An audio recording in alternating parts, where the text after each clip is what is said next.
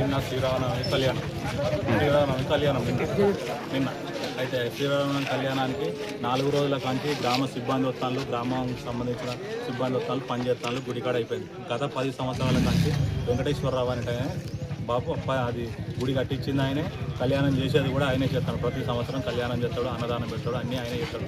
ఎవరు ఏం పెట్టారు, 10 రూపాయలు కూడా పెట్టేది ఆయన పెడతాడు అంత. అయితే నిన్న ఏమైంది, కళ్యాణం అయింది.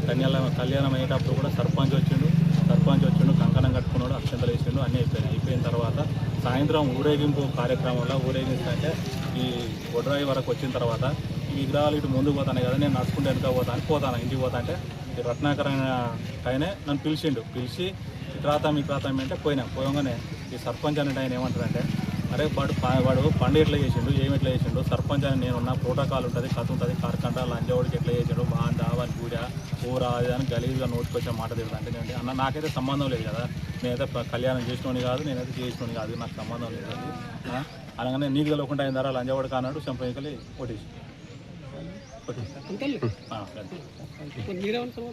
ఏం లేదు. ఒక్కటే ఉన్నా, నేను ఒక్కడున్నా, వాళ్ళు 3 ఉన్నారు. గింతే ఎందుకు కొడతానన్నా కూడా అన్ని నరసింహారెడ్డి సర్పంచ్, తెలంగాణలో రత్నాకర్ రెడ్డి, కొంచాల వెంకన్న. నేను వాట్సాప్ గ్రూపులో మ్యాటర్ పెట్టిన, ఈ మ్యాటర్ డిలే చేయరా అన్నాడు. నేను చేయనని అన్న. ఎందుకు చేయమంటే మరి నేను చేయను, అది ముందే పెట్టినని అన్న. అనగానే డిలే అవుతా చేయను అనగానే నేను చూసుకుంటా పోరా అన్నాడు. నరసింహారెడ్డి సర్పంచ్ ఏం చూసుకుంటాను అడగదు, కేసు పెడతా అన్నాడు, గ్రామ పంచాయతీ పిలిపిస్తా అన్నాడు. అట్లా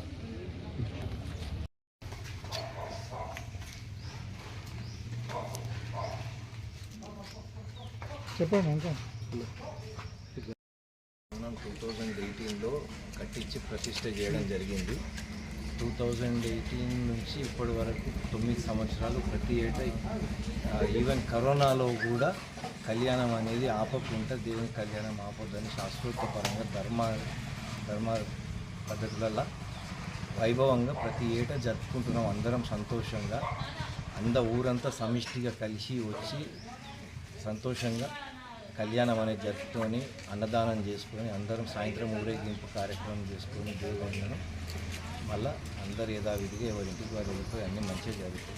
నిన్న కూడా అదే విధంగా శాస్త్రోక్తంగా మంచి ధర్మ పద్ధతిలో అన్ని విధాల మంచిగా జరిగింది కళ్యాణము వైభవంగా.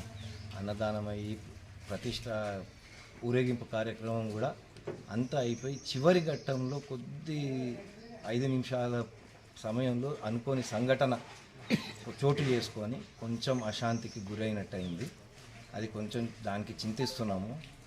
ఎవరు కొంచెం కావాలని జరిగిందో అనుకోకుండా జరిగిందో కానీ అది మాత్రం చాలా తప్పు జరిగింది. దేవుని కళ్యాణంలో అంత సవ్యంగా జరిగిన కాడ ఇది ఒకటి కొంచెం ఒక మచ్చలాగా ఏర్పడ్డది. అంత తప్ప మిగతా అంతా ఊరు అంతా మంచిగా కలిసిమెలిసి ఉండే ఊరు, అందరం మంచిగా ఉంటాం, మంచిగా చేసుకుంటాం. సర్పంచ్ గారు కూడా మంచిగా పాల్గొని కంకణధారణ చేసి తలంబ్రాలు కూడా పోసి అన్ని కార్యక్రమాల్లో పాల్గొని అంత బాగా చేసి అంత బాగుంటుంది. అనుకోకుండా రాత్రి మరి ఇక ముగింపు 5 నిమిషాల ముందు ఏదో చిన్నగా గొడవ సంఘటన జరిగింది. అనుకోని సంఘటన ఒకటి జరిగి కొంచెం అశాంతికి గురి చేసి సర్పంచ్ గారు పిలవడం జరిగింది, రావడం జరిగింది. 2 రోజుల ముందుకెళ్ళి వచ్చి ఇక్కడ అన్ని కార్యక్రమాలలో పాల్గొనడం జరిగింది. కొంచెం శుభ్రం చేపించడము, మనుషులకు పనులు చెప్పడము అవన్నీ చేయడంలో కూడా జరిగింది. నిన్న కూడా ప్రత్యక్షంగా కూడా ఇక్కడ ఉండి అన్ని పూజ కూడా మొత్తం వీక్షించి సంపూర్ణంగా కళ్యాణం అయిపోయేదాకా తలంబ్రాలు కూడా పోసి వెళ్ళడం జరిగింది. అలాంటిది ఏం లేదు, అంత సంతోషంగా జరిగింది. కళ్యాణం అంతా అయిపోయి లాస్ట్కి 5 నిమిషాల ముందు ఈ ఘటన ఎందుకు జరిగిందో కూడా అర్థం కాని పరిస్థితిలో ఉంది. ఓకే కాలం జరిగిన శ్యామ్ సుందర్ రెడ్డి మా ఇంటి దగ్గరికి వచ్చి సర్పంచ్ ఎవరు, వీళ్ళెవరు, వాళ్ళెవరు, మేమనుకున్నది జరిగింది ఇక్కడ గుడి దగ్గర కళ్యాణ మహోత్సవం. కానీ ఇవాళ కూడా మేమే ఎక్కువ అని మాట్లాడి సర్పంచ్ మీద అంటే సర్పంచ్ నన్ను కొద్దిగా వేటకారంగా మాట్లాడడం జరిగింది.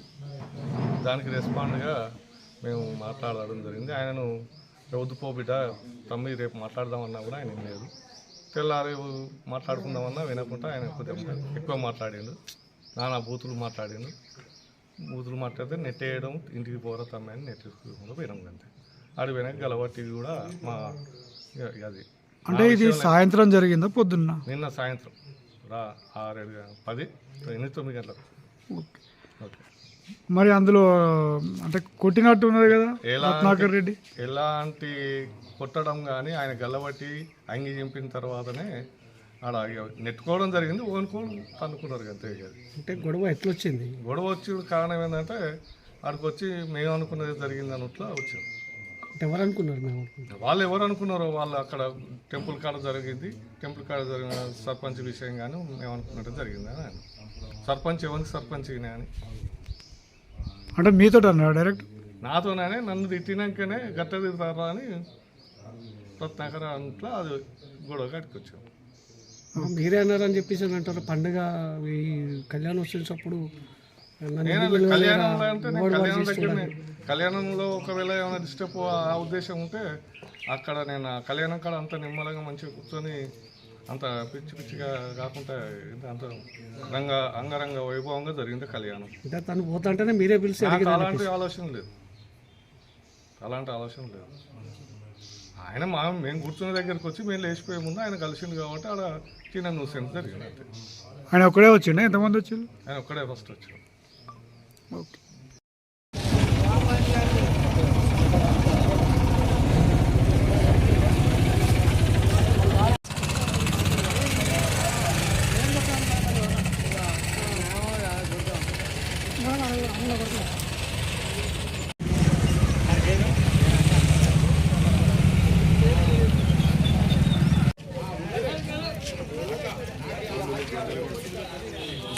రత్నాకరణ ఏమన్నా నేను అనలే ఆయనను. నువ్వే రాజరికం కత్తి మీద నెత్తురులా గాయము దొరవారి గడులల్లో దొరవారి గడులల్లో నలిగిపోయిన న్యాయమా ఆంధ్ర వలస తూటాలకు ఆరిపోయిన దీపమా మా పాలన బల బల బల బల బల బల మా పాలన మాకేనని మండుతున్న గోలమా అమరవీరుల స్వప్నమా మండుతున్న గోలమా అమరవీరుల స్వప్నమా అమరవీరుల స్వప్నమా అమరవీరుల స్వప్నమా అధికారమంతా కొంతమందికే సొంతమైపోయింది. సలసలతో నది